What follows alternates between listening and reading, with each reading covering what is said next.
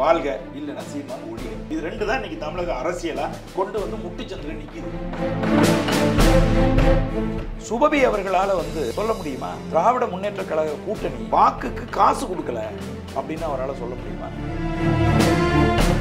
நாம் தமிழர் கட்சியில் முதல் கட்ட தலைவர்களிலிருந்து அடிமட்ட பேச்சாளர்கள் வரைக்கும் எல்லாருமே மேடை நாகரிகம் இல்லாமல் பேசுகிறாங்க. கலைஞர் கருணாநிதி அவர்கள் குறித்தா இருக்கட்டும், முன்னாள் முதல்வர் அம்மா ஜெயலலிதா அவர்கள் குறித்தா இருக்கட்டும், அவதூறாக பேசுகிறாங்க. ரெண்டு தரப்புலையுமே அவங்க மேலே குற்றம் சாட்டுறாங்க. இந்த காவிரி பிரச்சனை வந்துச்சு, இதே திமுக காரர்கள் என்ன பேசினாங்க, அன்னைக்கு ஜெயலலிதா அம்மா முதலமைச்சர் என்ன இழிவா அன்னைக்கு பேசினாங்க தெரியுமா? நாங்கள் தண்ணி வரும் என்கிறோம், ஏனென்றால் மேலே ஐயா இருக்காரு, கீழே அம்மா இருக்காருன்னு சொன்னதை விட மோசமா, அசிங்கமா, கேவலமா ஒரு அரசியல் பேச்சு இருக்க முடியுமா தமிழ்நாட்டில்? திமுக பேச்சாளர்கள் பேசுவது தவறு அப்படின்னா சாட்டை திருமணம் அவர் செய்யறதும் தவறு தானே. போதைப் பொருள் கடத்துகிறவர்கள், கள்ளச்சாராயம் விற்கிறவர்கள் என்று சொன்னால் எப்படி திமுகவோ, அதே மாதிரி குற்ற பின்னணி கொண்ட அரசியல்வாதிகள் சொன்னா அது பாஜக தான். முத்துவேல் கருணாநிதி ஸ்டாலின் அவர்கள் ஆட்சி அதிகாரத்துக்கு வந்த பிறகுதான் கூலிப்படையினுடைய அட்டூழியம் தலைவிரித்தார். ஆனா இதே கருத்தை தானே திரு கேசி பழனிசாமி அவர்களும் முன்வைக்கிறார். கேசி பழனிசாமி யாரு? கேசி பழனிசாமி அவர்கள் கேட்பாரற்று போயிட்டார். அவர் திமுகவினுடைய ஒரு தொங்கு சதையா மாறிட்டார். அண்ணன் செந்தமிழன் சீமான் அவர்கள் அந்த மாதிரியான நோக்கத்தோட அவர் பேசுறாரு. அண்ணன் தொல் திருமாவளவன் அவர்களுக்கு மாநில அரசு கொடுத்திருக்கிற பாதுகாப்பு என்ன? அண்ணன் செந்தமிழன் சீமான் அவர்களுக்கு மாநில அரசு கொடுத்திருக்கக்கூடிய பாதுகாப்பு என்ன?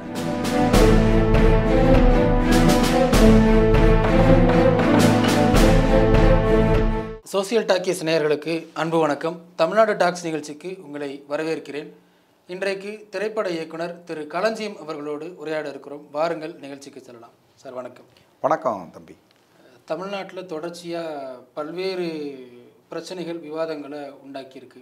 சட்டம் ஒழுங்கு பிரச்சனை, மின்கட்டண உயர்வு, நேற்றைக்கு கர்நாடகா காவேரி பிரச்சனை, இப்படி பல்வேறு பிரச்சனைகள் இருக்குது. எல்லா பிரச்சனைக்கும் நாம் தமிழர் கட்சி முகம் கொடுக்குறாங்க, அதற்கு ஏதோ ஒரு விதத்தில் எதிர்வினை ஆச்சுறாங்க. ஆனால் அடிப்படையில் சுபவி போன்றவர்களெல்லாம் என்ன சொல்கிறாங்கன்னா, முதல்ல டெபாசிட் வாங்குங்க, அப்புறம் இதுக்கெல்லாம் பேசலாம் அப்படிங்கிற மாதிரி சொல்கிறாங்க. எப்படி பார்க்குறீங்க? அதாவது நானெல்லாம் என்ன நினச்சிக்கிட்டு இருந்தேன் அப்படின்னு கேட்டிங்கன்னா, மதிப்புக்குரிய சுபவீர பாண்டியன் அவர்கள் ஒரு இன்டலெக்சுவல் அப்படின்னு நினச்சிக்கிட்டு இருந்தேன், ஒரு திங்க் டேங்க் அப்படின்னு நான் நினச்சிக்கிட்டு இருந்தேன்.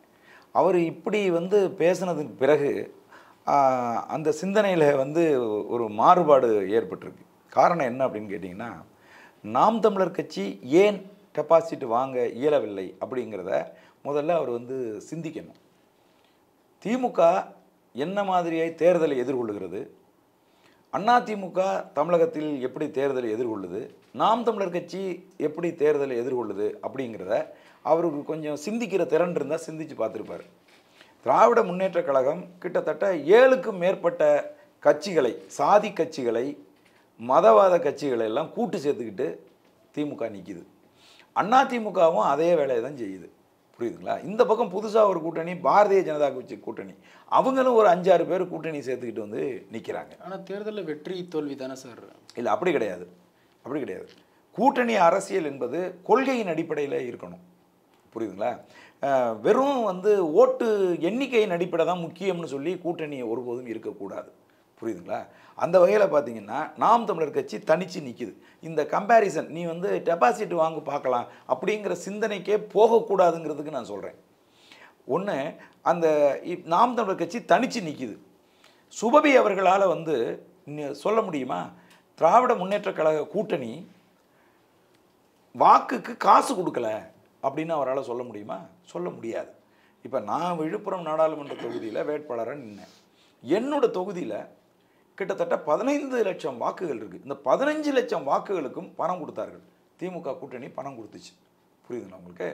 அப்போ ஓட்டுக்கு காசு கொடுக்குறீங்க, கூட்டணி அமைச்சிக்கிட்டு நிற்கிறீங்க, அதுக்கப்புறமா கூட்டத்துக்கு காசு கொடுத்து டாடா ஏசியில் கோழி பிரியாணியும் குவார்ட்டரும் வாங்கி கொடுத்து கூட்டம் சேர்க்குறீங்க. இந்த மாதிரியான ஒரு இழிவான அரசியலை, ஜனநாயக படுகொலையை நாம் தமிழர் கட்சி செய்யுதா அப்படின்னு நீங்கள் பார்க்கணும். இதை நாம் தமிழர் கட்சி ஒருபோதும் செய்கிறதில்லை. ஓட்டுக்கு பணம் கொடுக்கறதில்ல. அதே மாதிரி சாதி பார்த்து நீ ஓட்டு போட்டால் உன் ஓட்டு எனக்கு வேண்டாம், உன் ஓட்டு எனக்கு தீட்டு, நீ என்னை தமிழனாக நினச்சி தமிழ் மக்களுடைய ஒற்றுமை முக்கியம்னு நீ நினச்சேன்னா எனக்கு ஓட்டு போடுன்னு நாங்கள் பகிரங்கமாக கேட்குறோம். ரெண்டாவது ஓட்டுக்கு பணம் கொடுக்கறதும் இல்லை. அப்போ நாம் தமிழர் கட்சியை பொறுத்தளவில் இதுவரைக்கும் அது தோல்வி அடையவே இல்லை. ஒரு கட்சி இப்போ வந்து கலைஞர் கருணாநிதி அவர்கள் திமுகவை அவர் ஆரம்பிக்கல, புரியுதுங்களா? பேரறிஞர் அண்ணா கட்டமைத்த புத்துக்குள்ளே வந்து பூந்துக்கிட்ட பாம்பு மாதிரி தான் அவரே ஒழிய, அவர் ஒன்றும் ஒரு சுழியத்திலிருந்து ஒரு கட்சியை கட்டமைச்சு எழுந்து மேலே இருந்து வந்தவர் இல்லை. அப்படி இந்த திராவிட முன்னேற்ற கழகத்தினுடைய இன்றைக்கு சுபவி போன்றவர்கள் போற்றுகிற தூக்கி கொண்டாடுகிற கலைஞர் கருணாநிதிக்கு அப்படியான தகுதி சுத்தமாக கிடையாது. ஆனால் நாம் தமிழர் கட்சி அப்படி கிடையாது. நாம் தமிழர் கட்சி சுழியத்திலிருந்து வடிவமைக்கப்பட்ட கட்சி. இந்த கட்சி முதல் தேர்தல் களத்தில் 1.5% சந்திக்குது. முதல்ல கேள்வி இதே சுபவி போன்றவர்கள் என்ன கேள்வி கேட்டாங்கன்னா, 234 தொகுதியிலையும் ஆட்களை நிறுத்த முடியுமான்னு கேட்டாங்க. ஆனால் அது 1.5% பெற்றுச்சு. அதன் பிறகு இவ்வளோதான், இதுக்கு மேலே வளராதுன்னாங்க. அதுக்கப்புறம் பார்த்திங்கன்னா 4.5% வளர்ச்சி அடைஞ்சிது. அதன் பிறகு 7% கிட்ட 6.9% வந்து வளர்ச்சி அடைஞ்சிது.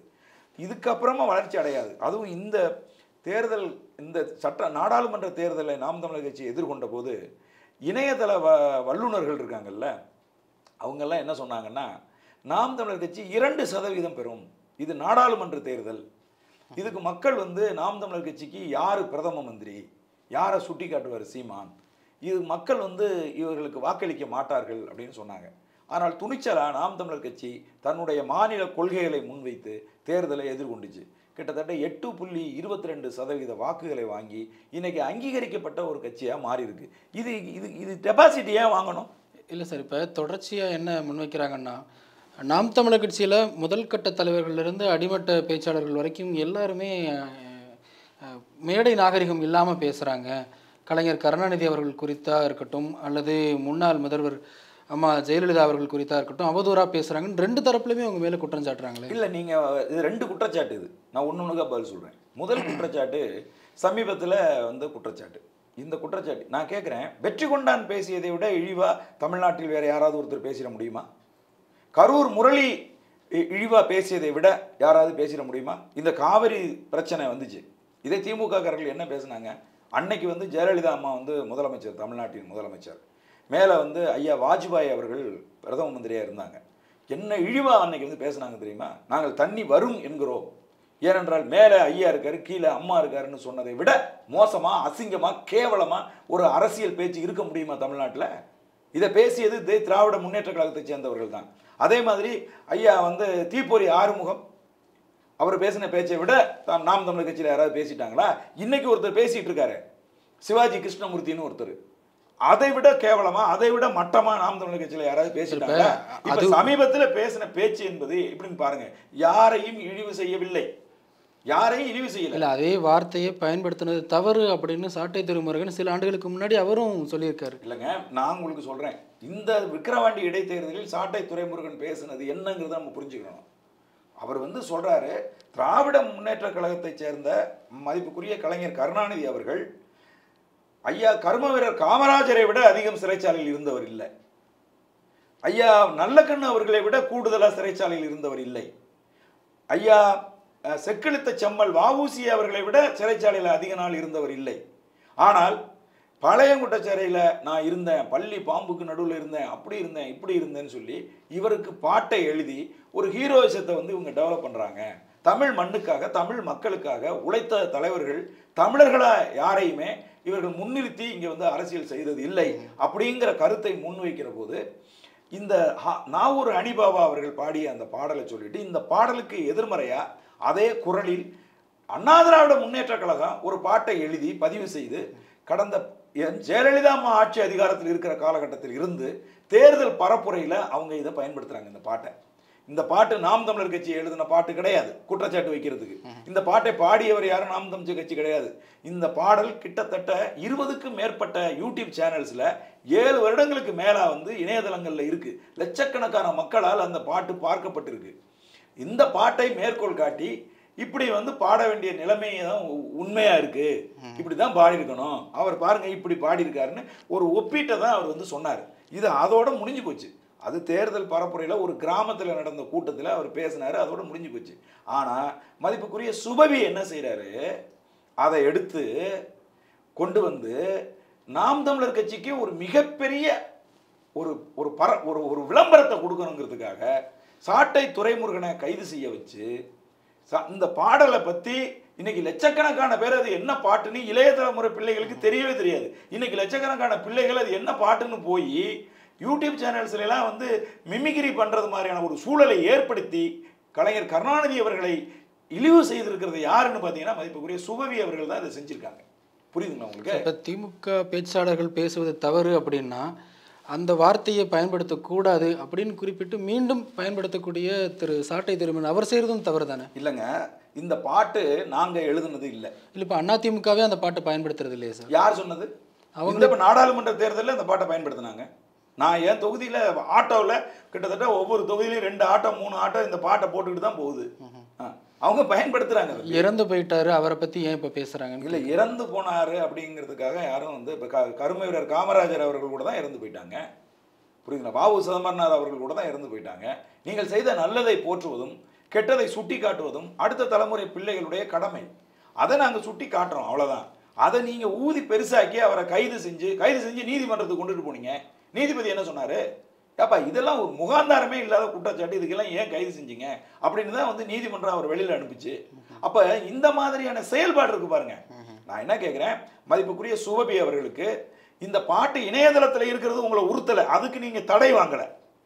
அண்ணா திராவிட முன்னேற்ற கழகம் தொடர்ச்சியாக இந்த தேர்தல் பரப்புரையில் பயன்படுத்துது, அது உங்களுக்கு அவமானமா இல்லை, அது உங்களுக்கு அசிங்கமா இல்லை, அது கலைஞர் கருணாநிதியை இழிவுபடுத்தலை, அதை தடுத்து நிறுத்தணும்னு எந்த முயற்சியும் நீங்கள் எடுக்கலை. சாட்டை துரைமுருகன் ஒரு கிராமத்தில் நடந்த ஒரு பொதுக்கூட்டத்தில் பேசுனது உங்களை தூங்க விடாமல் பண்ணிடுச்சா? நான் கேட்குறேன். அப்போ நீங்கள் உண்மையாக கலைஞர் கருணாநிதியை நேசிக்கிற ஆளா? கலைஞர் கருணாநிதி அவர்களை உண்மையாக நேசிக்கிற ஒரு ஆளா நீங்கள் இருந்திருந்தா? புகார் கொடுத்தது ஏதோ ஒரு தொண்டன் சார், சுபவி ஒன்றும் புகார் கொடுக்கல. இல்லை, இவங்க சொல்லாமே எப்படிங்க வந்து கொடுப்பாங்க? இப்போ சொல்கிறாரு ஐயா சேகர்பாபு அவர்கள் சொல்கிறாங்க திமுக நலம் விரும்பிகள் கொடுப்பாங்க அப்படிங்கிறாரு. அப்படின்னா என்ன அர்த்தம்? யாராவது கொடுறான்னு அர்த்தம். புரியுதா நான் சொல்கிறது?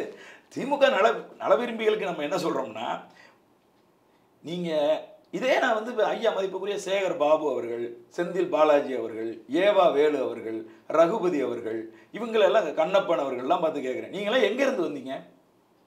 நீங்கள்லாம் இந்த பாட்டை போட்டு எந்த கட்சி ரசிச்சிச்சோ, எந்த கட்சி கலைஞர் கருணாநிதியை இழிவு பண்ணிச்சோ அங்கேருந்து தானே வந்தீங்க. நீங்கள் வந்த உடனேயே அப்போ அதிமுகவில் இப்படி ஒரு பாட்டு இருக்குது, இது கலைஞரை இழிவுபடுத்துது, அந்த பாட்டை உடனே தடுத்து நிறுத்தணும், உடனே தடை வாங்கணும் அப்படின்னு இந்த நிமிஷம் வரைக்கும் யாராவது முயற்சி பண்ணாங்களா? முயற்சி பண்ணலை. மேடையில் ஒருத்தன் பேசணுங்கிறதுக்கு போய் நாங்கள் உண்மையாகவே சுபவிக்கு நன்றி செலுத்துகிறோம். சுபவி நாம் தமிழர் கட்சி வளர்கிறதுக்கு பெரிய அளவில் உதவி பண்ணுறாரு. அது அவர் ரொம்ப அவருக்கு நாம் தமிழர் கட்சி கடமைப்பட்டிருக்கு. எப்படின்னு கேளுங்க. முதல் தடவை நாங்கள் திமுகவை கடுமையாக விமர்சித்து பேசிக்கிட்டே இருந்தோம், திமுக கண்டுக்கவே இல்லை, கடந்து போயிட்டே இருந்தாங்க. முதல் தடவை இவர் சுபவி வந்து தான் என்ன சொன்னார், நம்முடைய எதிரி யார் என்பதை நான் இன்றைக்கு அடையாளம் கண்டுவிட்டேன், நாம் எதிர்த்து தாக்க வேண்டியது, நாம் எதிர்த்து அரசியல் செய்ய வேண்டியது சீமானை, நாம் தமிழர் கட்சியை அப்படின்னு ஒரு மேடையில் வந்து பேசி நாம் தமிழர் கட்சிக்கு திமுகவுக்குமான யுத்தத்தை தொடங்கி வச்சார். உடனே என்ன பண்ணாங்க, இணையதளத்தில் ஐடி விங்கு, திமுகவோட ஐடி விங்கு நாம் தமிழர் கட்சியை தாக்க ஆரம்பித்து, நாங்கள் எதிர்த்து பேச ஆரம்பித்து எங்களுடைய வளர்ச்சி கிடுகிடுன்னு மேலே வந்து வளர ஆரம்பிச்சு. இப்போ இந்த தேர்தல் களத்தில் ஆனால் இதே கருத்தை தானே திரு கேசி பழனிசாமி அவர்களும் முன்வைக்கிறார். கேசி பழனிசாமி யாரு? அதிமுகவினுடைய முன்னாள் பாராளுமன்ற உறுப்பினர். ஒரு முன்னாள் பாராளுமன்ற உறுப்பினர்ங்கிறத விடுங்க, இன்னைக்கு அவர் யாரு? அவர் அதிமுகன்னு யார் சொன்னது? அதிமுக ஒருங்கிணைப்பு குழுன்னு வச்சிருக்காரு. அதான் சொல்றேன், அவர் மட்டும் வச்சுக்கிட்டா அவர் மட்டும் அதுல இருக்காரு. அவர் அதிமுகவை நான் ஒருங்கிணைக்கிறேன்ட்டு போனவர் என்ன செய்யணும்? அதிமுகவில் இருக்கக்கூடிய தினகரன் அவர்கள், ஓ பன்னீர்செல்வன் அவர்கள், சசிகலா அவர்கள், இந்த பக்கம் எடப்பாடி பழனிசாமி அவர்கள், இவங்களை எல்லாரையும் அனுசரித்து ஒரு இடத்துல கொண்டு வந்து பேச்சுவார்த்தை நடத்துவதற்கான முயற்சியை மேற்கொள்ளாமல் அதான் சார் பண்ணிட்டு இருக்காரு. ஏங்க ஒவ்வொரு பேட்டியிலையும் ஒவ்வொரு பேச்சிலையும் அவர் எடப்பாடி பழனிசாமியை மிக கேவலமாக இழிவாக பேசிகிட்டு இருக்க ஒருத்தர் எப்படி அந்த ஒருங்கிணைப்பு செய்ய முடியும்? சொல்லுங்க பாப்பா. அப்போ நீ யார்? முதல்ல நீ இன்னைக்கு எம்ஜிஆருக்கு அப்புறமா ஜெயலலிதாவுக்கு அப்புறமா அண்ணா திராவிட முன்னேற்ற கழகத்தினுடைய பொதுச் செயலாளர் யார்? சட்டப்படி எடப்பாடி பழனிசாமி அவர்கள். அவரை நீ கொஞ்சமாவது மட்டு மரியாதையோட பேசுறீங்களா? அவ்வளவு இழிவா பேசுறீங்க, அவ்வளவு கோபமா பேசுறீங்க, அவ்வளவு அசிங்கமா பேசுறீங்க, விமர்சிக்கிறீங்க. நீங்க எப்படி கூப்பிட்டா வருவார் அவரு? சரி சார், இப்போ அவர் அதிமுகவில் முன்னாள் உறுப்பினராகவே இருக்கட்டும், ஆனால் அவர் வைக்கக்கூடிய குற்றச்சாட்டு ஒரு அபத்தமான குற்றச்சாட்டு. அண்ணன் செந்தமிழன் சீமான் அவர்கள் பேசுகிற போது ஆம்ஸ்ட்ராங் என்கிற ஒருத்தர் இறந்து போறாரு. அவர் வந்து ஒரு தேசிய கட்சியினுடைய ஒரு தலைவர். அவருடைய பாடியை அடக்கம் செய்வதற்கு சிட்டிக்குள்ளேயே பண்ணக்கூடாது அப்படின்ட்டாங்க. புரியுதுங்களா? அப்போ கேள்வி ஒன்று எழுப்ப வேண்டியிருக்கு. நம்ம ரெசிடென்ஷியல் ஏரியா அப்படின்னு சொல்கிறாங்க. நாம் என்ன கேட்குறோம்னா ஒரு கேள்வி, அப்போ நீங்கள் உலக பிரசித்தி பெற்ற கடற்கரையில் நீங்கள் வந்து புதைகுழியாக மாற்றலாமா? அதை சுடுகாடாக மாற்றலாமா? உங்கள் அப்பாவை அங்கே புதைக்கிறதுக்கு மறுத்துச்சு அதிமுக அரசுன்னு எந்த லெவலுக்கு நீங்கள் போனீங்க? எந்த அளவுக்கு கண்கலங்கி நின்னீங்க? அப்போ அவங்க என்ன சொல்கிறாங்க, எங்கள் இடத்தில் நாங்கள் வைத்துக் கொள்கிறோம்னு தானே அவங்க கேட்டாங்க. அதை ஏன் நீங்கள் ஏற்க மறுத்தீங்க? அப்போ இந்த விமர்சனத்தை முன் வைக்கிறார். என்ன வைக்கிறாருன்னா, 2 ஆண்களுக்கு நடுவில் ஒரு பெண்ணை புதைச்சி வச்சிருக்கீங்கன்னு அவர் சொன்னார். இது ஒருபோதும் ஜெயலலிதாவை இழிவு செய்வதற்காக அவர் சொல்லலை. இல்லை, அவர் சொல்றாரு பாமர மக்கள் பார்வையில் இது தவறா புரிதல். அவர் தவறா புரிஞ்சுக்கிறாருங்க. ஜெயலலிதா அம்மா குறித்து அவருக்கு இருக்கக்கூடிய இழிவான சிந்தனை அது. அண்ணன் செந்தமிழன் சீமான் அவர்கள் அந்த மாதிரியான நோக்கத்தோட அவர் பேசல. அவர் அப்படி பேசும்போதே வந்து ஒரு வார்த்தை சொல்றாரு, சொல்லி முடிச்ச உடனே புதைச்சிருக்கீங்க அப்படின்னு சொல்லிடுறாரு. நீங்க நல்லா கவனிங்க. அந்த ஒரு நிமிட அந்த காணொலியில ஒரு 2 ஆண்களுக்கு மத்தியில ஒரு பொண்ணை போட்டிருக்கீங்க, புதைச்சிருக்கீங்க அப்படின்னு சொல்றாரு. அதனால இழிவான நோக்கம் அவருக்கு சுத்தமா கிடையாது. இன்னும் சொல்ல போனீங்கன்னா, ஜெயலலிதா அம்மையார் மீதும் கலைஞர் கருணாநிதி அவர்கள் மீதும் பெரும் மதிப்பு கொண்டிருக்கக்கூடிய ஒருத்தர் தான் வந்து அண்ணன் செந்தமிழன். இன்னும் சொல்ல போனா எம்ஜிஆர் மேல இன்னும் கூடுதல், இவங்க 2 பேரும் மேல இருக்கிற மதிப்பை விட கூடுதல் மதிப்பு கொண்டவர் தான் வந்து அண்ணன் செந்தமிழன் சீமான். அதனால அவர்கள் கூடுதலா என்னன்னு சொல்றாரு, சீமான் எனக்கு தனிப்பட்ட முறையில் நல்ல நண்பர்னு சொல்றாரு. இங்க பாருங்க, கேசி பழனிசாமி அவர்கள் கேட்பாரற்று போயிட்டாரு. அவர் வந்து திமுகவினுடைய ஒரு தொங்கு சதையா மாறிட்டாரு. புரியுதுங்களா? எடப்பாடி பழனிசாமி அவர்களை திமுக காரர்கள் கூட இப்படி விமர்சிக்கிறது இல்லை.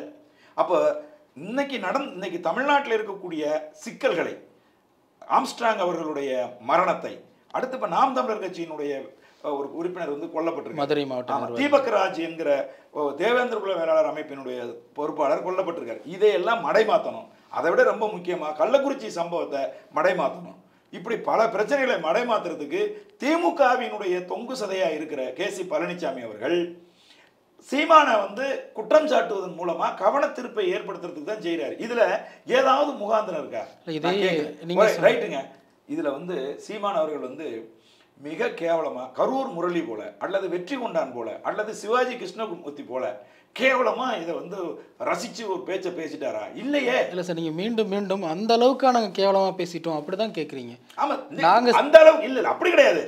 நாங்க யதார்த்தமா பேசணும், நாங்க கேவலமா பேசவே இல்லைங்கிறது தான் என்னுடைய கருத்து. நல்லா புரிஞ்சுங்க. அண்ணன் செந்தமிழன் சீமானுக்கு அவர்களை இழிவு செய்ய வேண்டும் என்கிற நோக்கம் கிடையாது. ஆனா அந்த மாதிரி பேசுறவங்களுக்கு எல்லாம் நோக்கம் இருக்கு, இழிவு செய்யணுங்கிற நோக்கம் இருக்கு.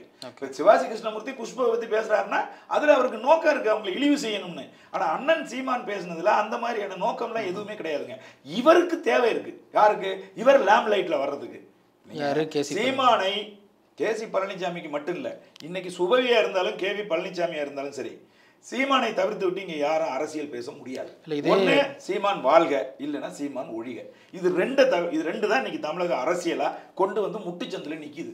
புரியுதுங்களா? அதனால பேசுறவங்க ஒண்ணு சீமானை வாழ்த்தி பேசணும், இல்லைன்னா சீமானை எதிர்த்து பேசணும். அதை கேசி பழனிசாமி அவர்கள் புரிந்து கொண்டு சீமானை எதிர்த்து நிற்பதன் மூலமா தன்னை புதுப்பிச்சுக்கிறதுக்கு முயற்சி பண்றாரு. இது வந்து வழக்கு ஆகாது. இது அந்த அந்த அந்த அந்த பேச்சை கேட்குறவங்க எல்லாம் சீமான் அவர்கள் பேசுறாரு, பேசும்போது உடனே அடுத்த நொடி ஒரு அரை நொடி கூட இல்லை புதைத்திருக்கிறார்கள் சொல்லிட்டார் அவர். புரியுதுங்களா உங்களுக்கு? அதை சொல்லாம 2 ஆண்களுக்கு நடுவில் ஒரு பொண்ணை போட்டுட்டாங்க, பொண்ணை புதைச்சிருக்காங்க அப்படின்னு, பெண்ணை கடத்தியிருக்காங்க, 2 ஆண்களுக்கு நடுவில் ஒரு பொண்ணை வச்சிருக்காங்க அப்படின்னு மட்டும் அவர் சொல்லியிருந்தால் அதை கூட நீங்க வந்து ஒரு குற்றச்சாட்டா மாத்தலாம். அப்படி வாய் தவறி அப்படி சொல்றவரு உடனே புதைச்சிருக்காங்கன்னு சொல்லிட்டாரு. புரியுதா உங்களுக்கு? அதனால கேசி ஆனால் இதை நான் வேறு கோணத்தில் யோசிக்கிறேன். ஒருவேளை நாம் தமிழர் கட்சி எடப்பாடி பழனிசாமி அவர்களோடு நெருக்கமாக போகிறதுனால கேசி பழனிசாமி இந்த குற்றச்சாட்டை முன்வைக்கிறான்னு எடுத்துக்கலாமா? இல்லை, அப்படிலாம் நாம் தமிழர் கட்சி நெருக்கமாக போகலை. இப்போ சமீபத்தில் கூட அதிமுகவுக்கு நீங்கள் ஆதரவு தெரிவிச்சிருந்தீங்கல்ல? அதான் தம்பி, அது எதற்கான அந்த போராட்டம் அப்படின்னு கேட்டிங்கன்னா, கள்ளக்குறிச்சியில் கிட்டத்தட்ட 70 பேர் உயிரை வாங்கிய கள்ளச்சாராய எதிர்ப்பு உண்ணாவிரத போராட்டத்தை அண்ணா திராவிட முன்னேற்ற கழகம் முன்னெடுத்து அது வந்து நடத்திக்கிட்டு இருக்கு.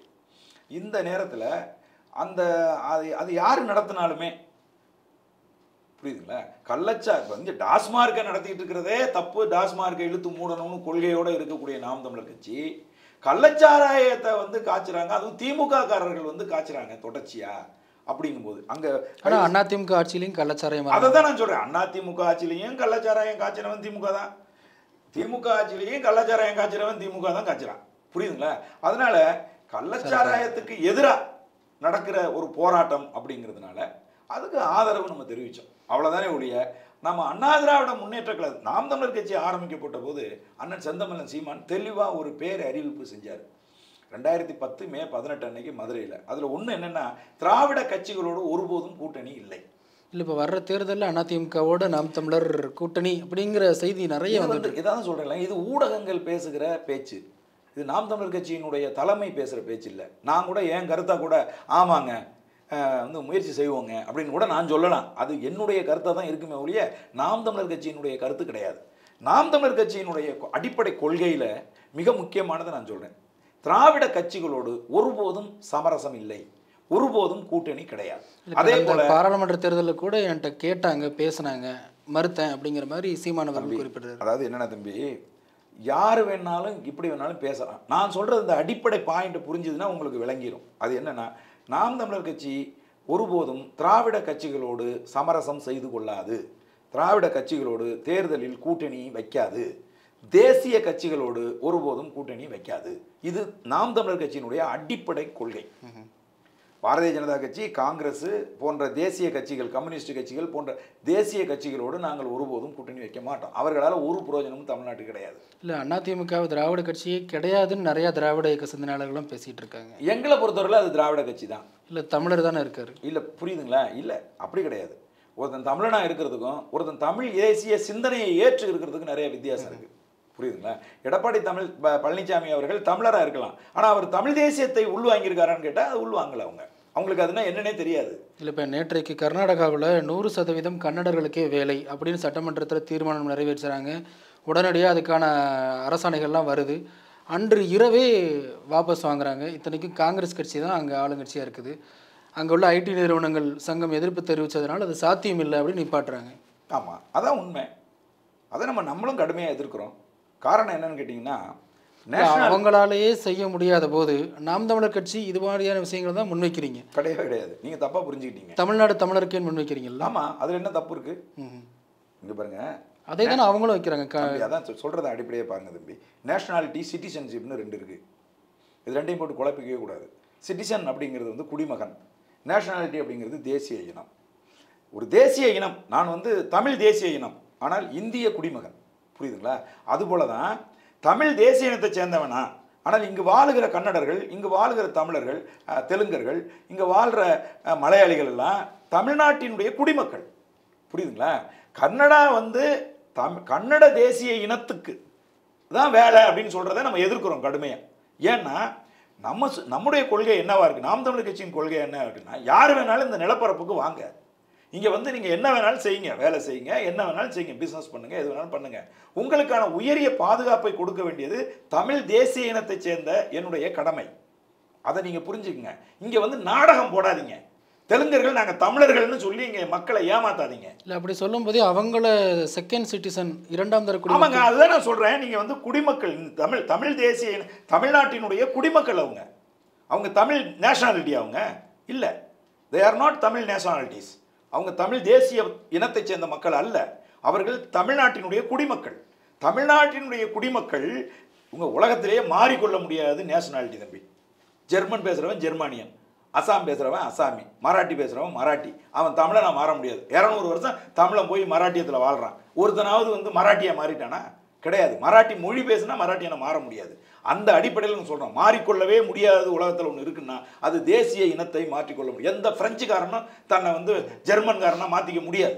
அந்த அடிப்படையில் நாங்கள் சொல்கிறோம், இங்கே வந்து தமிழ்நாட்டில் தமிழ் சிட்டிசனாக, தமிழ் குடிமக்களாக இருக்கிற எல்லாருக்கும் உயர்ந்த பாதுகாப்பை கொடுக்க வேண்டிய பொறுப்பு தமிழ் நேஷனாலிட்டியை சேர்ந்த எனக்கு இருக்குது. அதே நேரத்தில் எங்களை ஆள வேண்டும் அப்படின்னு நீங்கள் நினைக்காதீங்க. அப்படி நீங்கள் நினைச்சதுனால அதை நாங்கள் அனுமதித்ததால் வரலாற்று பெரும் பிழைகள் இங்கே நிறைய நடந்திருக்கு. அதில் முக்கியமானது எனது தாய்மொழி தமிழ் மொழி, எனது நேஷனாலிட்டி, எனது தேசிய இனத்தின் முதன்மை பங்காற்றுகிற மொழி இன்னைக்கு வந்து 2 தலைமுறை எழுத பேச தெரியாத தலைமுறை. அவங்க கர்நாடகாவில் சிம்பிளாக அவங்க சொல்கிறாங்க, கன்னடம் எழுத படிக்க தெரிஞ்சிருக்கணும், அப்படி இருந்தால் எல்லாரையும் நாங்கள் கன்னடர்களாக ஏற்றுக்கிறோம் அப்படின்னு சொல்கிறாங்க. அப்படிலாம் கிடையாது தம்பி, நீங்கள் தவறாக தான் சொல்கிறீங்க. அவர்கள் அப்படிலாம் சொல்லவே இல்லை. அந்த கர்நாடகா இங்கே அவங்க என்ன சொல்ற, சித்தராமையா என்ன சொல்கிறாருன்னா, வெளி மாநிலங்கள்ல இருந்து வந்து கர்நாடகாவில் வந்து நீங்கள் வேலைக்கு வரணும் அப்படின்னு சொன்னால் 3 மாதம் டைம் தருவோம். கன்னடம் எழுத பேச படிக்க நீங்கள் கற்றுக்கிறணும், இல்லைன்னா உங்களை வேலையை விட்டு அனுப்பிச்சிடுவோம். அது மத்திய அரசாக இருந்தாலும் சரி, அது எந்த வேலையாக இருந்தாலும் சரி, ரயில்வே வேலையாக இருந்தாலும் தனியார் துறையிலையும் எந்த துறையாக இருந்தாலும் சரி, 3 மாதத்துக்குள்ள பதிவு செய்யப்பட்ட வேலைக்கு வந்தவங்க 3 மாதத்துக்குள்ள கன்னடம் எழுத பேச படிக்க தெரிஞ்சுக்கணும், இல்லைன்னா நாங்கள் வேலையை ஒன்று செய்ய அனுமதிக்க மாட்டோம்னு ரொம்ப டிக்ளேர் பண்ணி சொல்கிறாங்க. புரியுதுங்களா? அப்படி கூட நம்ம தமிழ்நாட்டில் நன்மை நம்ம முன் வைக்கல. தமிழ் படித்தவர்களுக்கே தமிழ்நாட்டில் தமிழர் வேலைகள் முன்னுரிமை வேணுங்கிற கருத்தை தான் நம்ம முன் வச்சுக்கிட்டு இருக்கோம். அதையும் ஏன் முன் வைக்கிறோம்னா, 2 தலைமுறையை இங்கே ஆட்சி அதிகாரத்தில் இருந்த திராவிட கட்சிகள் கல்வியில் இருந்து தமிழை வெளியேற்றியதன் மூலமாக 2 தலைமுறை எழுத படிக்க தெரியாத தலைமுறையை உருவாக்கிட்டாங்க. ஒரு தேசிய இனத்தினுடைய தாய்மொழி எழுத படிக்க தெரியல அப்படின்னு சொன்னா அந்த தாய்மொழி செத்துக்கிட்டு இருக்குன்னு அர்த்தம். அந்த தாய்மொழியில் இருக்கக்கூடிய இலக்கியங்கள் எல்லாமே அடுத்த தலைமுறை பிள்ளைகளுக்கு பயனற்றதுன்னு அர்த்தம். அப்படின்னு சொன்னா அந்த தாய்மொழி வெளியேற்றப்பட்டுரும், வேற ஒரு மொழி அங்கே வந்துடும். புரியுதுங்களா உங்களுக்கு? அப்போ அந்த வேலையை நாங்கள் தடுத்து நிறுத்தணும் அப்படின்னு சொன்னால் நாங்கள் இது போன்ற கொள்கைகளை முன்வைக்க வேண்டிய தேவையும் அவசியமும் இருக்கு. அந்த அடிப்படையில் தான் நாம் தமிழர் கட்சி சொல்லுதே ஒழிய கர்நாடகா சொல்லுவதை கன்னடர்களுக்குத்தான் வேலை, கன்னட தேசிய இனத்துக்கு தான் வேலைங்கிறத கடுமையாக நம்ம எதிர்க்கிறோம். கன்னட குடிமக்களுக்கு கிட்டத்தட்ட 2 கோடி மக்கள் அங்கே தமிழர்கள் இருக்காங்க, அங்கே 1 கோடி மக்கள் லிங்காயத்து இருக்காங்க, அங்கே தெலுங்கர்கள் இருக்காங்க. இவங்களெல்லாம் நீ வந்து புறக்கணிச்சிட்டு அங்கே வாழுகிற கன்னடர்களுக்கு மட்டும்தான் வேலைங்கிறத நம்ம ஏற்க முடியாது. ஏன்னா அங்கே வாழ்கிற தமிழன் தெலுங்க லிங்காயத்து எல்லாருமே தனித்தனி மொழி பேசுகிற தனித்தனி தேசிய இனத்தை சேர்ந்த கன்னட குடிமக்கள். ஆக இந்த மண்ணின் மைந்தர்களுக்கு கன்னட குடிமக்களுக்கு வேலையில் முன்னுரிமை அப்படின்னு சொல்லி நீங்கள் பேசுனீங்கன்னா அது நியாயமானது, அது சரியானது. கன்னட குடிமக்களாக இல்லாமல் வெளியிலேருந்து வர்றவங்களை நாங்கள் ஏற்க மாட்டோம்னு சொன்னீங்கன்னா அதை நம்மளும் ஆதரிக்கலாம். ஆனால் கன்னட தேசிய இனத்துக்கு மட்டும்தான் வேலைங்கிறத நம்ம ஏற்கலை, அதை நம்ம மறுக்கிறோம்.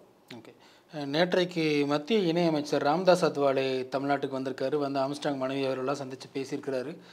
பத்திரிகையாளர் சந்திப்பில் இங்கே யாருக்குமே பாதுகாப்பு இல்லை, தலித் தலைவர்களுக்கு குறிப்பாக பாதுகாப்பே இல்லை. அதில் பெரிய பட்டியல் சொல்கிறாரு. திருமாவளவன், டாக்டர் கிருஷ்ணசாமி, ஜான் பாண்டியன் போன்றவர்களும் கூடுதல் பாதுகாப்பு தரப்படணும், தமிழ்நாடு வந்து சட்டம் ஒழுங்கு சீர்கட்ட ஒரு மாநிலமாக மாறிடுச்சு அப்படிங்கிற குற்றச்சாட்டை முன்வைக்கிறார். எப்படி பார்க்குறேன்? அந்த குற்றச்சாட்டை நானும் வந்து ஏற்கிறேன். காரணம் என்ன அப்படின்னு இல்லை, அவர் கூடுதலாக இன்னொன்று சொல்கிறாரு, பாஜகவில் குற்றப்பின்னி கொண்டவங்க யாருமே இல்லைன்னு நினைக்கிறேன் அப்படிங்கிற மாதிரியும் சொல்லியிருக்காரு. பாஜக அப்படின்னு சொன்னாவே குற்றப்பின்னணி கொண்டவர்கள் தான் பாஜக. புரியுதுங்களா? போதைப் பொருள் கடத்துகிறவர்கள், கள்ளச்சாராயம் விற்கிறவர்கள் என்று சொன்னால் எப்படி திமுகவோ அதே மாதிரி குற்றப்பின்னணி கொண்ட அரசியல்வாதிகள்னு சொன்னால் அது பாஜக தான். அதில் மாற்றுக்கிறதே கிடையாது. நம்ம எல்லாருக்குமே தெரியும், மதிப்புக்குரிய எல் முருகன் அவர்கள் பொறுப்பில் இருக்கும்போது தமிழ்நாடு முழுதும் இருக்கக்கூடிய குற்றப்பின்னணி கொண்டவர்கள் எல்லாம் கட்சியில் இணைச்சாங்கங்கிற குற்றச்சாட்டு அப்போ கடுமையாக வந்து. இப்போ சமீபத்தில் மதுரை மாவட்ட நிர்வாகி, நாம் தமிழர் நிர்வாகி, அவர் மீதும் 5-6 வழக்குகள், கிரிமினல் கேசஸ்லாம் இருக்குது. 2 விஷயம் இருக்குது தம்பி. ஒன்று என்ன அப்படின்னு கேட்டிங்கன்னா, நாம் தமிழர் கட்சியினுடைய நிர்வாகி பாலசுப்ரமணியம் அவர்கள் நாம் தமிழர் கட்சி உறுப்பினர் ஆனதுக்கு அப்புறமா அவர் மீது ஒரு வழக்கு கூட கிடையாது. புரியுதுங்களா? அதை நம்ம புரிஞ்சுக்கணும் அடிப்படையில். ரெண்டாவது, அவர் கட்சியில் ஆக்டிவாகவே கிடையாதுன்னு சொல்கிறாங்க. இல்லை, அதெல்லாம் இவங்க சொல்கிறாங்க. அப்படி கிட்டத்தட்ட ஒரு கட்சியினுடைய தலைவர் தமிழ்நாடு முழுவதும் ஒரு சிற்றூர் கூட விடாமல் தமிழகம் முழுவதும் கிட்டத்தட்ட 2 மாதங்களுக்கு மேலே பயணம் செய்து கட்சியை நேரடியாக கண்காணித்து இது போன்ற இயங்காத கட்சி பொறுப்பாளர்களை எல்லாம் கட்சியை விட்டு யாருன்னு பாரபட்சமே பார்க்காம தூக்கி வீசி சரியாக இயங்கக்கூடிய பொறுப்பாளர்களை நியமித்து கட்சியை கட்டமைச்சுக்கிட்டு வந்த ஒரு தலைவர் அண்ணன் செந்தமிழன் சீமான். அவர் அந்த மாதிரி முன்னெடுத்திருக்கிற சூழ்நிலையில் ஒருத்தர் பொறுப்பாளர் மதுரை மாவட்டத்துக்கு, அதுவும் முக்கியமான மாவட்டத்தின் பொறுப்பாளர் இயங்காமல் இருந்தாருங்கிறது ஒரு பொய்யான ஒரு குற்றச்சாட்டு. புரியுதா உங்களுக்கு? அவரை தமிழகம் முழுதும் எல்லாரும் அறிந்த ஒரு மிக முக்கியமான ஒரு பொறுப்பாளர் அவர். அது ஒன்று. ரெண்டாவது, அத்வாலே அவர்களினுடைய குற்றச்சாட்டுக்கு பாருங்க, அந்த குற்றச்சாட்டு தமிழகத்துக்கு முழுதும் பொருந்தும். காரணம் என்னன்னா, இதுக்கு முன்னாடி எத்தனையோ ஆட்சியாளர்கள் தமிழ்நாட்டில் இருந்திருக்காங்க. ஆனால் திராவிட மாடல் அரசுன்னு சொல்லிட்டு வந்திருக்கக்கூடிய மதிப்புக்குரிய முத்துவேல் கருணாநிதி ஸ்டாலின் அவர்கள் ஆட்சி அதிகாரத்துக்கு வந்த பிறகுதான் கூலிப்படையினுடைய அட்டூழியம் தலைவிரித்து ஆடுது. தமிழ்நாட்டில் இதுக்கு முன்னாடி கூலிப்படை அப்படிங்கிறது எப்போவாவது எங்கேயாவது ஒரு வருஷம் கேள்விப்படுவோம், யாராவது எங்கேயாவது பண்ணிட்டாங்க அப்படிங்கிற மாதிரி கேள்விப்படுவோம். ஆனால் இன்னைக்கு இப்போ பாருங்கள், ஆம்ஸ்ட்ராங் மரணம், தீபக் ராஜ் மரணம், அதுக்கப்புறம் மதுரையில் நாம் தமிழர் கட்சி மரணம், அப்புறம் இந்து முன்னணி தலைவர் மரணம், பாமக நிர்வாகி மரணம், இப்போ வந்து விஜய் கட்சியினுடைய பொறுப்பாளராக இருக்கிற ஒருத்தர் தஞ்சை மாவட்டத்தில் பூதலூரில் கூலிப்படையால் கொல்லப்பட்டிருக்கார் முந்தா நாள். புரியுதுங்களா? அப்போ கூலிப்படைகளினுடைய அட்டூழியம் என்பது, கூலிப்படைகளினுடைய துணிச்சலான செயல்பாடு என்பது இன்னைக்கு தமிழகத்தில் தலைவிரித்து ஆடுவதற்கு என்ன காரணம்? இல்லை, அதை மட்டும் சொல்கிறீங்க, காவல்துறை எடுத்த நடவடிக்கைகளை சொல்ல மாட்டேங்கிறீங்க. காவல்துறைகள் கூலிப்படையை கட்டுப்படுத்துவதற்கு முறையான நடவடிக்கையை எடுத்திருந்தால் இது வந்து இவ்வளவு தொடர்ந்து போயிருக்காது. நான் கேட்குறேன் ஒரே ஒரு கேள்வி. ஆம்ஸ்ட்ராங் போன்ற ஒருத்தர் டீ கடையில் நின்று டீ குடிச்சிட்டு இருக்கும்போது வாக்குவாதத்தில் 2 பேருக்கு சண்டை ஏற்பட்டு நடந்த மரணம் அது இல்லை. அப்போ அது திட்டமிடப்பட்டு மரணம். புரியுதுங்களா? அப்போ கூலிப்படை அதை திட்டமிட்டிருக்காங்கன்னா குறைஞ்சபட்சம் ஒரு 3 மாதம் அவரை கண்காணிப்பாங்க. கண்காணித்து அவருடைய எங்கே போகிறாரு, தொடர்ச்சியாக எந்த இடத்துக்கு போகிறாரு, எப்போ அவர் ஆள் இல்லாமல் இருக்கார், எப்படி இந்த மர்டர் பண்ணணும் அப்படிங்கிறதெல்லாம் திட்டம் போட்டு பிளான் பண்ணி கொண்டு வராங்க. இங்கே தமிழ்நாட்டில் உளவுத்துறை இயங்குதா இல்லையா? ஒரு தேசிய கட்சியினுடைய மாநில தலைவரை கண்காணிக்கணுமா இல்லையா? அத்வாலே சொன்னதில் என்ன தப்பு இருக்குது? அண்ணன் தொல் திருமாவளவன் அவர்களுக்கு மாநில அரசு கொடுத்துருக்கிற பாதுகாப்பு என்ன? அண்ணன் செந்தமிழன் சீமான் அவர்களுக்கு மாநில அரசு கொடுத்துருக்கக்கூடிய பாதுகாப்பு என்ன? அண்ணன் ஜான் பாண்டியன் அவர்களுக்கு மாநில அரசு கொடுத்துருக்கிற பாதுகாப்பு என்ன? யாராக இருக்கட்டுமேங்க, அரசியல் கட்சி தலைவர்கள் என்று வருகிற போது முரண்பாடுகளாக கருத்துக்களை சொல்லுவாங்க, முன் வைப்பாங்க, அரசியல் பகை உணர்வு இருக்கும் அப்படின்னு சொன்னான். இப்போ பாருங்க, ட்ரம்ப்பை கூட்டத்தில் இருந்த ஒரு பையன் சுட்டிருக்கான். அப்போ அதாவது பகைமை என்பது நேரடியாக அரசியல் தலைவர்களுக்கான பகையாக இருக்காது. அவர்களுடைய கருத்து ஒருத்தனுக்கு பகையாக போய் சேரும். அப்போ அவனுக்கு அதிகபட்ச பாதுகாப்பை கொடுக்க வேண்டிய பொறுப்பு மாநில அரசுக்கு இருக்குது. அப்படின்னா இப்போ ஆம்ஸ்ட்ராங் அவர்களை கொலை செய்கிறதுக்கு திட்டமிடுறாங்க அப்படிங்கிறது உளவுத்துறைக்கு ஏன் தெரியாமல் போச்சு? உளவுத்துறை என்ன செய்து கொண்டிருந்தது? உளவுத்துறை சொத்தமாக செயலிழந்து விட்டதா தமிழ்நாட்டில்? இப்படி கூலிப்படைகள் தமிழகத்தில் எந்தெந்த மாவட்டத்தில் இயங்குது அப்படிங்கிறத ஏன் உளவுத்துறையால் கண்காணிக்க முடியல? இப்போ நக்கீரன் பிரகாஷ் பத்திரிகையாளர் அவரோ அல்லது திமுக ஆதரவாளர்களோ பலரும் எல்லாம் சொல்கிறாங்கன்னா, கத்தி எடுத்தவன் கத்தியால் தான் சாவான், அவர் கட்ட பஞ்சாயத்தெல்லாம் பண்ணவர் அப்படிங்கிற கருத்தை முன்வைக்கிறாங்க. இல்லைங்க, இப்போ நம்ம என்ன கேட்குறோம்னா, அவன் கட்ட பஞ்சாயத்து பண்ணுனாங்கிறதுக்கு சட்டம் தண்டனை கொடுக்குங்க. சட்டம் ஒழுங்கு அதுக்கு தாங்க இருக்குது. நீங்கள் ஒரு குற்றத்தை செய்கிறீங்க அல்லது நான் ஒரு குற்றத்தை செய்கிறேன் அப்படின்னா என்னை கூலிப்படையை வச்சு வெட்டி கொள்வதா நேர்மையானது? நான் கேட்குறேன். இல்லை. அப்போ நான் கத்தி எடுத்து ஒரு காரியத்தை நான் செய்கிறேன்னா என்னை சட்டப்படி தண்டிக்கிறது தானே வந்து ஜனநாயகம். அதுதானே இந்திய அரசியலமைப்பு சட்டத்தின் கூறு. அதுதானே, அதைத்தானே வந்து செய்யணும். அதை விட்டு இப்படி பொறுப்பற்றத்தனமாக பேசக்கூடாது. எதை நான் பொறுப்பற்றத்தனம்னு சொல்கிறேன்னா, கத்தி எடுத்தவன் கத்தியால் தான் சாவான், இதெல்லாம் வந்து ஒருத்தர் திருத்துறதுக்கு சொல்லப்பட்ட கருத்துக்கள். நீ வந்து கத்தி எடுத்து கம்பெடுத்து சண்டைக்கு போகக்கூடாது, கத்தி எடுத்துட்டு கத்தியை சண்டைக்கு போனோன்னே நீயும் வந்து கத்தியாலேயே சாவே அப்படிங்கிறதுலாம் நமது முன்னோர்கள் நீ அந்த காரியத்தை செய்யக்கூடாதுங்கிறதுக்காக சொன்ன கருத்தை ஒழிய அதை நியாயப்படுத்துறதுக்காக அதை பேசவே கூடாது. சட்டம் எதுக்கு இருக்கு? சட்டம் தண்டிக்கணுங்க, சட்டம் கைது செய்யணும். அவன் செய்தது குற்றம், அவன் செஞ்சது கட்ட பஞ்சாயத்து, அவன் செய்தது கொலை அப்படின்னு சொன்னால் அவன் சட்டப்படி கைது செய்யப்பட்டு நீதிமன்றத்தின் முன் நிறுத்தப்பட்டு நீதி தண்டிக்கணுமே ஒழிய கூலிப்படையை வச்சு வெட்டுறது எப்படி நியாயமாக இருக்க முடியும்? அதை எப்படி ஒரு ஊடகவியலாளர்கள் எப்படி அதை நியாயப்படுத்துகிறாங்க? அதை நம்ம ஒருபோதும் ஏற்கவே முடியாது. நம்ம வாழ்கிறது ஒரு ஜனநாயக நாடுங்க. இந்த ஜனநாயக நாட்டில் மக்களுக்கு தேர்ந்தெடுக்கப்பட்ட ஒரு ஆட்சியாளர்கள் இருந்து இந்த மக்களை பாதுகாப்போடு நடத்துறதுக்கு தான் ஆட்சி அதிகாரிகள் இருக்காங்க. அதை விட்டுட்டு நீங்கள் வந்து கொலை செய்வது நியாயம்னு எப்படி சொல்ல முடியும்? முன்னாடியெல்லாம் தம்பி, ஒரு ஊரில் ஒரு கொலை நடந்துச்சுன்னா ஐயோ அங்கே ஒரு கொலை நடந்துச்சா அப்படின்னு நம்மலாம் வந்து நினச்சோம். ஆனால் இன்றைக்கு பெண்கள் வீட்டில் இருந்து வெளியில் போகிறதுக்கு கூட அச்சம் ஏற்படுகிறது. துணிச்சலாக ரவுடிகள் பொறுக்கிகள் கொலை செய்கிறாங்க, கையை பிடிச்சிருக்கிறாங்க, பெண்களை பாலியல் வல்லுறவுக்கு உட்படுத்துகிறாங்க. இந்த துணிச்சல் ஏன் இந்த திராவிட மாடல் அரசு, குறிப்பாக ஐயா முத்துவேல் கருணாநிதி ஸ்டாலின் அவர்களுடைய ஆட்சி அதிகாரத்துக்கு வந்த இந்த 3 ஆண்டுகளில் இந்த கூலிப்படை ஆதிக்கம் ஏன் இப்படி கூடிச்சு? இதை தான் காவல்துறை கண்காணிக்கணும். இப்போ திமுக தரப்பினர் என்ன சொல்கிறாங்கன்னா, வட இந்தியா ரொம்ப மோசமாக இருக்குது, தமிழ்நாடு மச் பெட்டர் தென் நார்த் இந்தியா அப்படிங்கிற எவ்வளவு ஒரு மோசமான கருத்து தம்பி. இது எவ்வளவு மோசமான கருத்து. உன் வீடு ஏன்டா சுத்தமாக இல்லை அப்படின்னு கேட்டால் பக்கத்து வீடு குப்பையாக இருக்குது, என் வீடு பரவாயில்லன்னு சொல்கிறது ஒரு அயோக்கியத்தனமான ஒரு கருத்தா இல்லையா? இல்லை, அங்கெல்லாம் மாட்டுக்கறி கொண்டு போனாலே அடிக்கிறாங்க. அதுதாங்க நான் சொல்கிறேன். இங்கே வரிசையாக கிட்டத்தட்ட இந்த 3 மாதங்களில் காவல்துறையினர் காவல் நிலையத்தில் வைத்து அடித்து கொல்லப்பட்டவர்களே 131 பேருக்கு மேலே செத்துருக்காங்க தமிழ்நாட்டில்னு சொல்கிறான். சட்டம் ஒழுங்கு சீரழிஞ்சு கிடக்குங்கிறான். கள்ளச்சாராயம் காய்ச்சலாம். போலீஸ் ஸ்டேஷன் ஒரு 200 அடியில் இருக்க போலீஸ் ஸ்டேஷன் இருக்கும்போது அங்கே தான் கள்ளச்சாராய விற்பனை நடந்திருக்கு. தமிழகத்தில் கள்ளச்சாராயம் ஆறாக ஓடுது.